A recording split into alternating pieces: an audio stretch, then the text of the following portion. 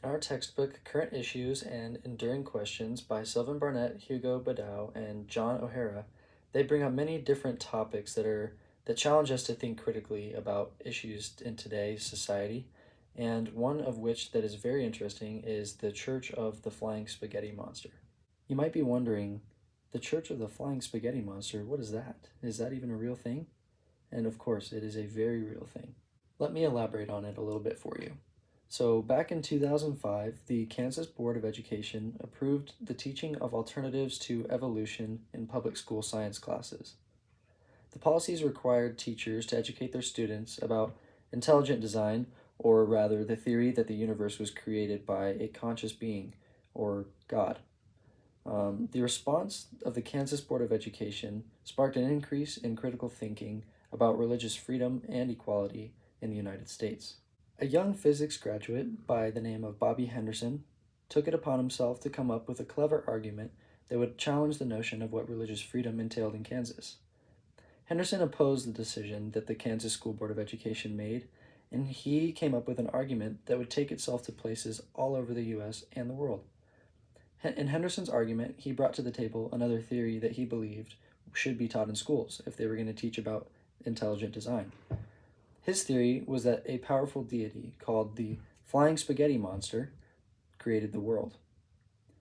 Henderson's satirical appeal gained popularity and eventually was published in the New York Times. His claim, though it may seem hilarious, was very effective. He called his religion Pastafarianism.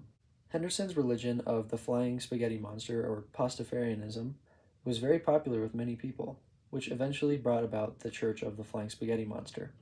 The church consisted of secularists and atheists who invented mythologies, texts, and rituals to go along with the religion. Many people have used Pastafarianism and the Church of the Flying Spaghetti Monster to challenge the First Amendment to the United States Constitution and its Establishment Clause. Many laws have been challenged, and progress was made in states including Tennessee, Virginia, Wisconsin, Oklahoma, California, Georgia, Florida, Texas, California, and Utah. Though Henderson's religion of Pastafarianism seems like it could be a joke, it continues to prove useful in arguments for equality and as a testament to the Establishment Clause of the First Amendment.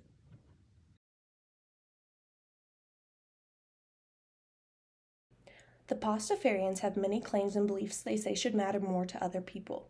Firstly, they claim to be a religious organization that wants to be taken seriously, but many of their beliefs are a little too otherworldly for other people. Some of their beliefs are: the universe was created after an undetectable flying spaghetti monster drank too much, thus causing a flawed Earth. The monster itself is depicted as a ball of spaghetti with many noodly appendages. And passed over, a time when Pastafarians eat large amounts of spaghetti. Some of their traditions include wearing full pirate regalia and or colanders on their heads, and making every Friday a holy day. While their beliefs and traditions are a little out there, their ethics are something everyone can work on. The Pastafarians have an 8-rule ethics system called the I'd Rather You Didn't. The main idea of these rules are to not infringe upon others' happiness, be a nice person, coexistence, and no judgment. A reason why these claims should matter to other people is because while Pastafarianism can be seen as a mockery of religion to some, it communicates the point that religions like Christianity have beliefs and tenets that can seem just as ridiculous to outsiders, but Christianity is deemed a valid religion to the prison system and government, while Pastafarianism is not. All religions could be viewed as made-up belief systems, so why is Christianity respected by the government, but Pastafarianism is not? We as a group need to examine the bias Americans have towards Christianity, while religions like Judaism, Islam are not respected. An example of the disrespect would be not making accommodations to Muslims for daily prayer and during religious holidays like Ramadan, Hanukkah, etc., while Christian holidays like Christmas are given many days off.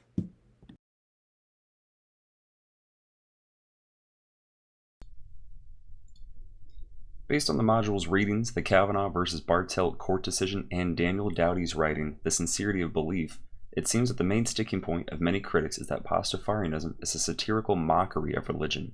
Critics also argue that the church's followers do not have sincere belief in Pastafarianism.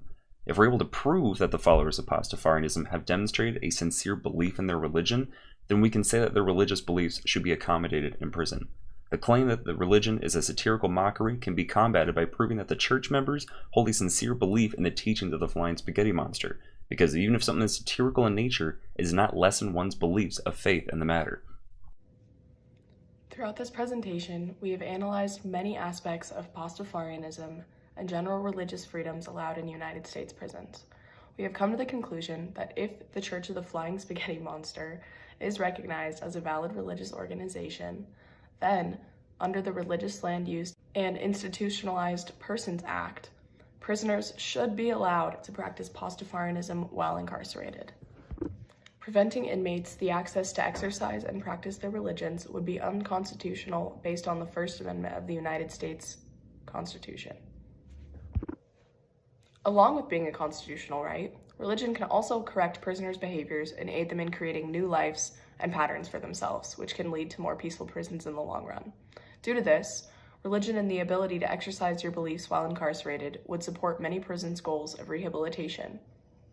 Although many people are against this freedom due to their personal beliefs that offenders should not be getting their wants fulfilled, without religion, a certain percentage of prisoners may become unmotivated or even act out while completing their sentences. These consequences of barring religion would become more problematic to the prisons than simply granting the prisoners religious freedoms in the first place. In conclusion, if Pastafarianism is a legitimate religion, then inmates should be allowed to practice while completing their sentences. Based on the module's readings, the Kavanaugh versus Bartlett court decision, and Daniel Doughty's writing, The Sincerity of Belief document, it seems that the main sticking point of many critics is that Pastafarianism is a satirical mockery of religion rather than a true religion. Critics also argue that the church's followers do not have sincere belief in Pastafarianism. If we are able to prove that the followers of Pastafarianism have demonstrated a sincere belief in their religion, then we can say that their religious beliefs should be accommodated in prisons.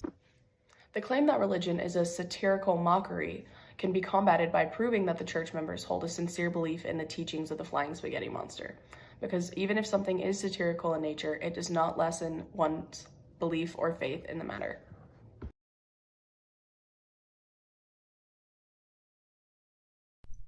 Therefore, by constructing a logic statement here, we can start with R representing that there is a religion, and B being that there is a sincere belief. And therefore, if there's a religion, then it is sincerely believed in. If there is no sincere belief, then it's not a religion. If Pastafarianism is sincerely believed in, then it is religion, in which case Pastafarianism represents P, and as long as it is also believed in, so P and B, then R would also be true, then it is in fact a religion. If other religions are accommodated, then Pastafarianism should also be accommodated in prison. And finally, Pastafarianism should be accommodated. By actually solving these equations down here, we're able to see that all the arguments are valid, with the conclusion being invalid. Therefore, overall, it is valid.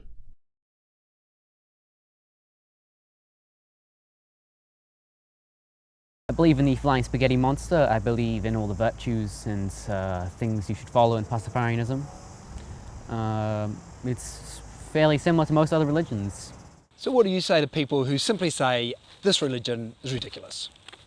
Well, I think it's about as ridiculous as most religions. Most religions don't follow logical sense, but that's why they're a belief. They're not a knowledge. Of course, it is a bit, it's not quite as strict. It's got a bit of an element of humor, you know, because what's life without a bit of humor? It's a bit boring.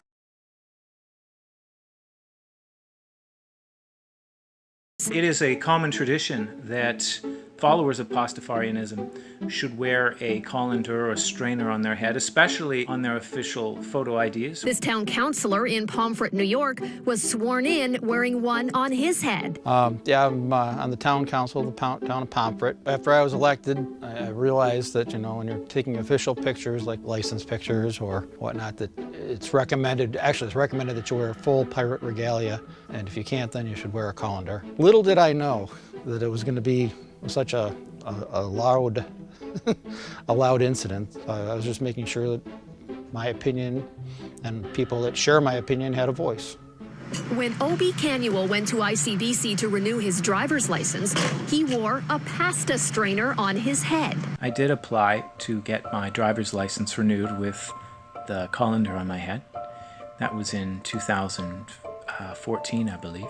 After a 9-month wait, he got a letter from ICBC denying him a photo license because he couldn't prove the strainer is a religious requirement. And that turned into a long, drawn-out fight that was eventually unsuccessful. And it's true that I lost my license for maybe over a year, and that harmed me a lot. But I felt like this was my time to inform society that this was a real religion and this was a real expression.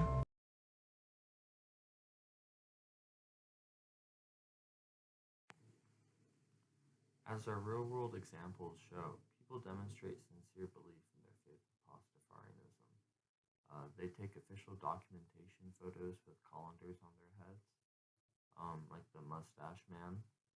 He's able to, and then there's the pirate guy, and he's not able to. And because of this, he goes to court with the government so that he's able to demonstrate his belief. And even though he fails, like, he's dressed up in his pirate outfit doing this interview. So he has some faith in his religion. So like, these guys are like obviously demonstrating sincere belief. And like, especially with the court case, like, that's demonstration, like, monetarily of sincere belief. And if you take this situation like out of context and take away the colanders, and you tell somebody that like, people's religious rights, like to wear headguard, are being infringed upon, like when they're being like documented with documentation photos, like, somebody might assume that you're talking about like Jewish and Muslim people, and that would be a big deal in our world, right? So why shouldn't those like same religious rights apply to Pastafarians or Pastafarians?